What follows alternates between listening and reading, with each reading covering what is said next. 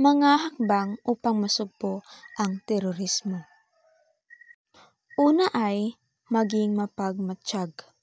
I-report dapat agad ang mga kahina-hinalang tao o gawain sa mga otoridad. Ikalawa, palakasin ang edukasyon.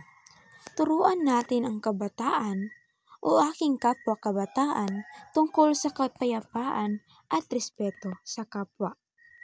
Ikatlo, magkaisa ang pamahalaan at mamamayan. Sa sama-sama nating pagtutulungan ay mapapanatili natin ang seguridad ng ating bansa. Ikaapat, ating itaguyod ang pagkakaisa at paggalang sa kapwa.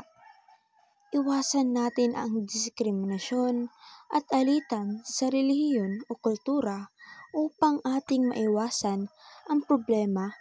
At ang panghuli ay ating suportahan ang mga programang pangkabuhayan. Ang mga trabaho at oportunidad ay nakakatulong upang maiwasan ang karahasan. Kapayapaan ang minimithi ng sambayanang Pilipino at makakamtan lamang natin ito kung tayong lahat ay nagtutulungan. Kaya naman, sama-sama nating sugpuin ang terorismo sa Pilipinas.